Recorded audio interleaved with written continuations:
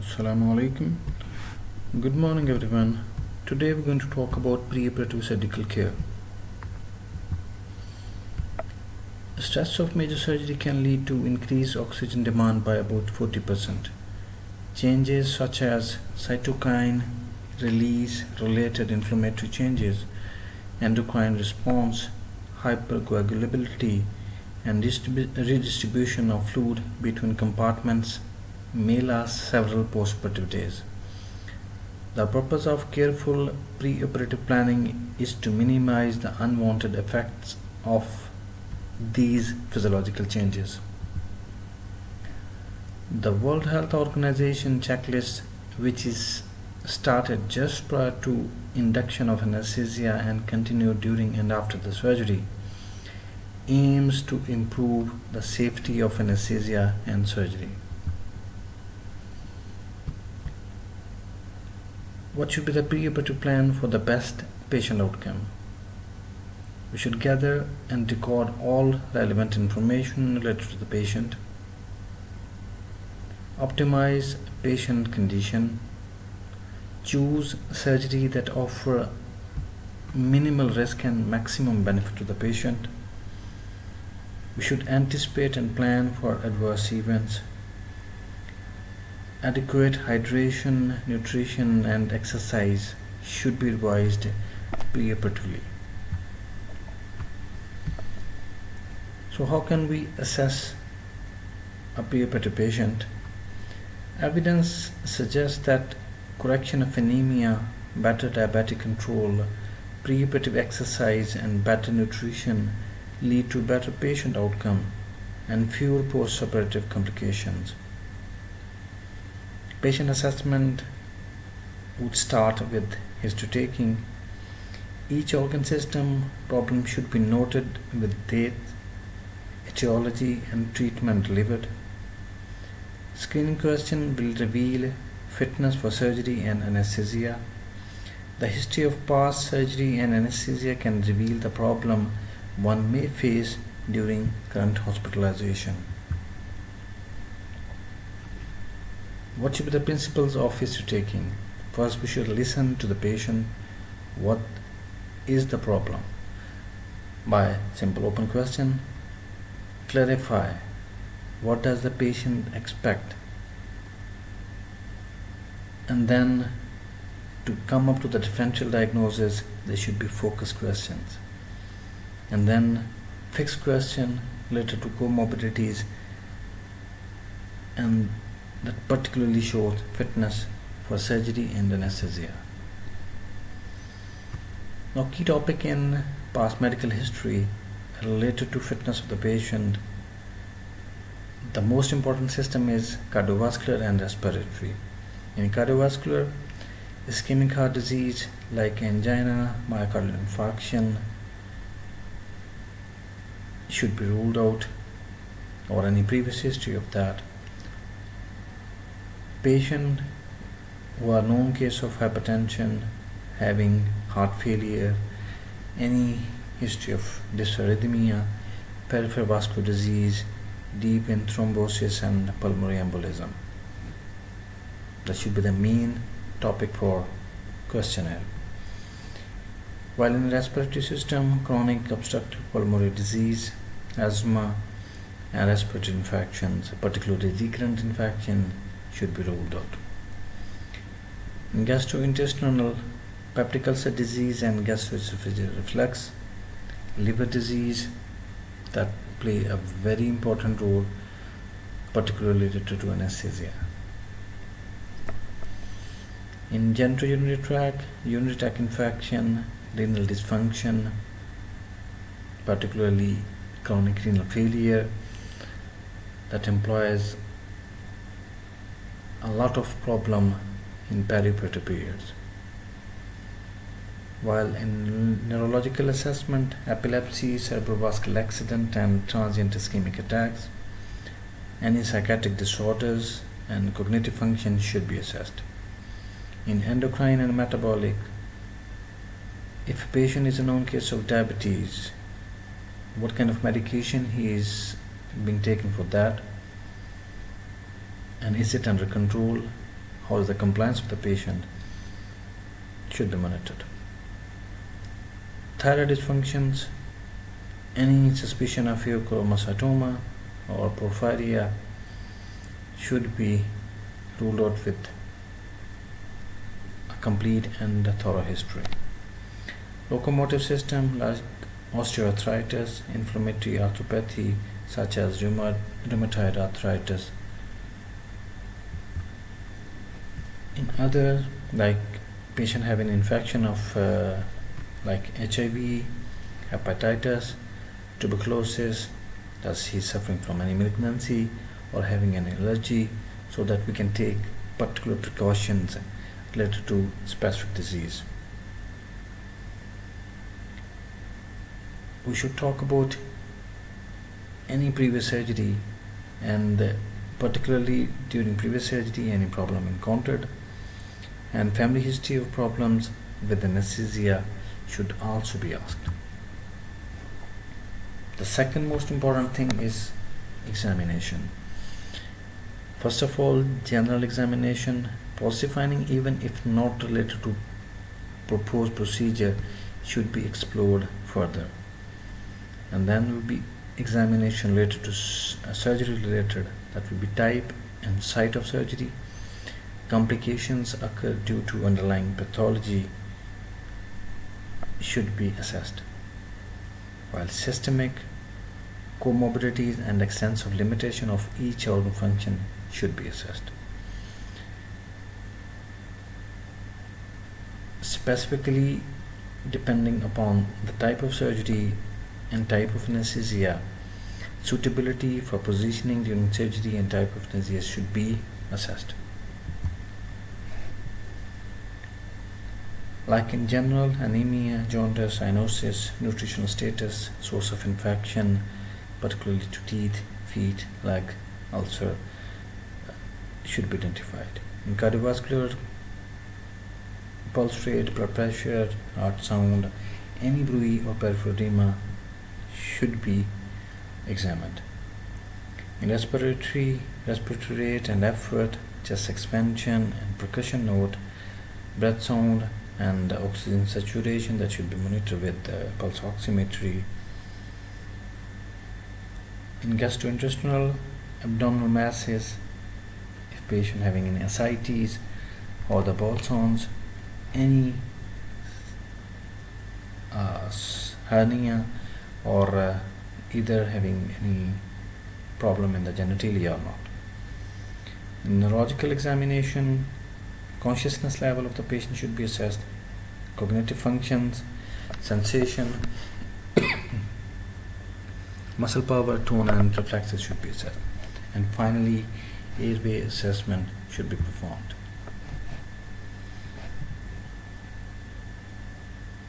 At preoperative assessment, the clinical findings, side, specific imaging or investigation finding related to pathology for which the surgery is proposed should be noted. Suitability of the patient for the proposed surgical option and vice versa should also be assessed. The type of surgery along with patient comorbidities determine perioperative risk. Sources of potential bacteremia can compromise surgical result, especially if artificial material is implanted, like particularly in orthopedics where knee implants or hypertroplasty is going to be performed. The third main pillar for preoperative assessment is investigation.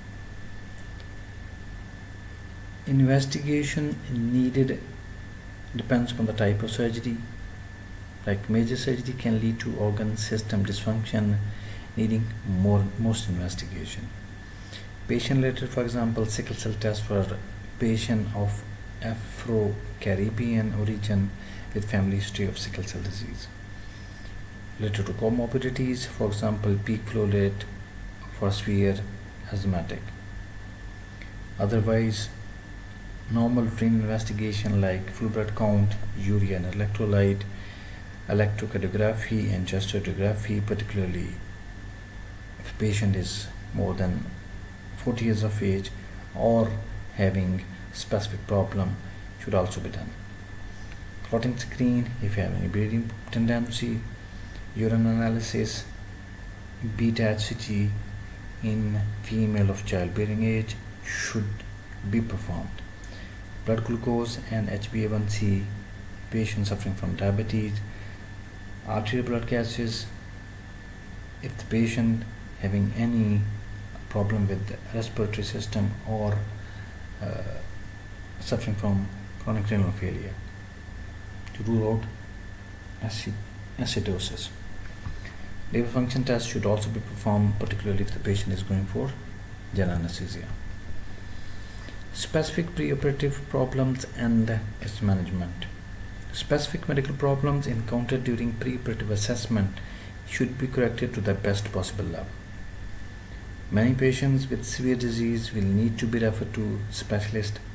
The referral letters should include all the details, including history, examination, and investigation results.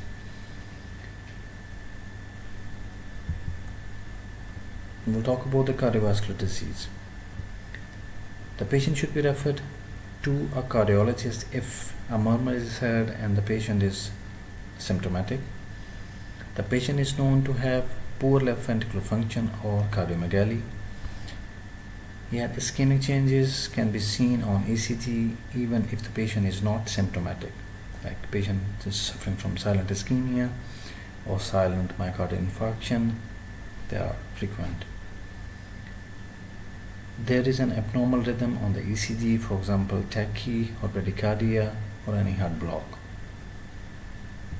Then preoperative assessment by a cardiologist must be performed.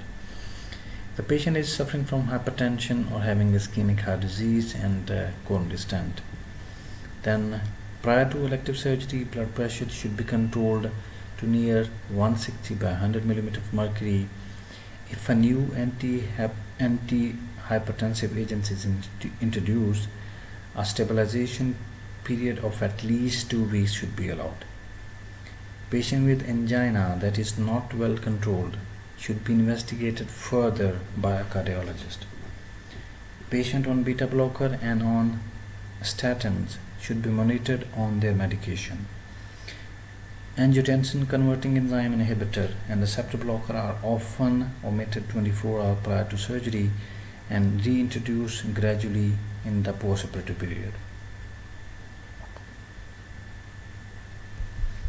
After a proven myocardial infarction, elective surgery should be postponed for at least 3 to 6 months to reduce the risk of perioperative reinfarction.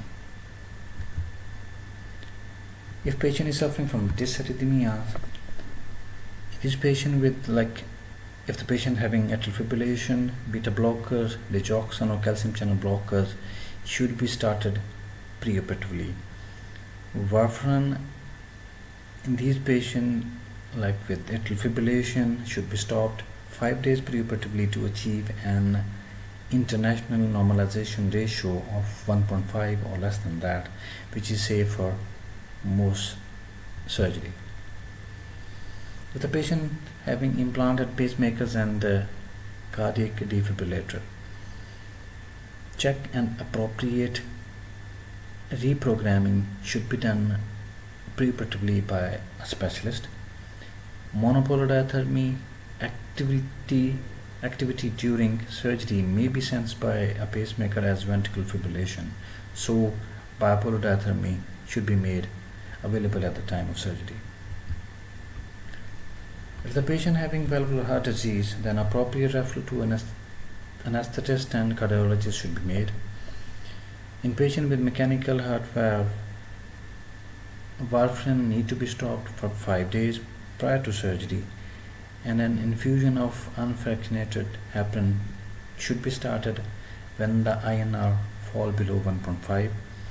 The infusion should be stopped 2 hours before surgery, and during postoperative, heparin and warfarin should be started together, and then heparin should be discontinued when full effect of warfarin has been achieved. If the patient is suffering from anemia and does he need any blood transfusion or not? Patient found to be anemic at preoperative assessment should be investigated for the cause of their anemia, particularly in patients who are going to have elective surgery.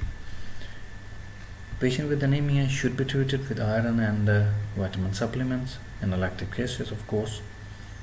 Chronic anemia is well tolerated in the perioperative period. However, if the patient is undergoing a major procedure, preoperatively transfusion may be considered. One of the most vital systems that must be assessed and improved preoperatively is the respiratory system and the patient suffering from respiratory disease. Because post-operative respiratory complications such as pneumonia are a major cause of morbidity and mortality, especially after major abdominal and thoracic surgeries. Patients should continue to use their regular inhalers until the start of anesthesia. Patient on oral steroid treatment or having oxygen therapy or who have a forced expiratory volume in the first second, that is FEV1, less than 30% of predicted value, or PaC2 level of greater than 6 kilopascal, have severe disease and are at risk of pneumonia and respiratory failure in postoperative period. So appropriate arrangement should be done prior to surgery. Patient with severe disease should be referred to pulmonologist preoperatively, especially if some major surgery is planned. We'll talk about gastrointestinal systems. Patient should be kept nil by mouth, and that should be for solid 6 hours prior to surgery, and for clear liquids that's 2 hours prior to surgery to avoid the risk of acid respiration syndrome. But if the patient is taking some regular medication for some other disease, then they can continue to take their specified routine medication with sips of water even if the patient is nil by mouth, period. Regurgitation risk. Patients with hiatal hernia, obesity, pregnancy and diabetes are at high risk of pulmonary aspiration even if they have been nil by mouth before elective surgery. Clear antacid and proton pump inhibitor should be given at appropriate time. If the patient is suffering from liver disease, in patient with liver disease, the cause of the disease need to be known, as well as any evidence of clotting problem, renal involvement and encephalopathy should be assessed and corrected as maximum as it can be. Elective surgery should be postponed until an acute episode has settled down. The presence of ascites, esophageal varices, hypoalbuminemia and sodium and water retention should be noted. In genitourinary disease, in patients with chronic renal failure, appropriate measures should be taken to treat acidosis, hypocalcemia and hyperkalemia, particularly if it is greater than 6 millimole per liter. Acute kidney injury can present with an acute surgical problem, like if the patient presents with bowel perforation and he presents late with sepsis, so he could present with acute kidney injury. So medical treatment should be immediately be started at the earliest and continued in perioperative period to have better outcome and to preserve the kidney not to going into chronic renal impairment from acute kidney injury. UTI should be treated before embarking on elective surgery, particularly in females who are suffering with silent UTI. In endocrine and metabolic disorders like malnutrition, a BMI of less than 18.5 indicates nutritional impairment, and a BMI below 15 is associated with significant hospital mortality. So nutritional support for a minimum of 2 weeks before surgery is required to have an impact on subsequent morbidity. Obesity Morbid obesity can be defined as BMI for more than 35 and is associated with increased risk of post-operative complication. So all the effort should be made to decrease weight and optimize the patient before going for any major surgery. If the patient is suffering from diabetes mellitus, preoperative diabetes should be controlled as maximum as possible by an expert endocrinologist. The patient having any adrenocortical suppression, usually these patients are on steroid and they require an extra dose in perioperative period. That should be kept in mind. And finally, airway assessment. In the left side of the slide, there's a normal mouth opening, and for the assessment of the airway, particularly if the patient is going for general anesthesia, the most commonly used is Mallampati scoring system.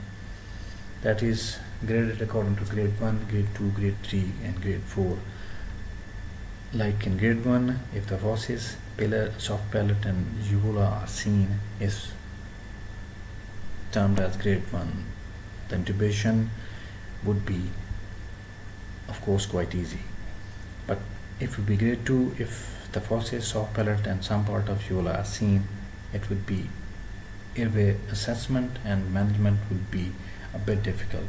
But it becomes more and more difficult and might need expert anesthesiologist or a visual laryngoscope to intubate a patient who are having grade 3 or grade 4 Mallampati scope. We will talk about pre-operative assessment in emergency surgery. First, the similar principles that do applies for emergency surgery as that for elective surgery. But the major constraint is time and the facilities, either they are available or not. The patient, like if he's suffering from a trauma and he's unconscious, so consent may not be possible in life-saving emergency. Organizational efforts, for example, local, national algorithm for treatment of the patient with multiple injuries should be made, and every person of the institution should go along with it. Thank you very much for your attention. If you have any question, you can just ask in the comment section below.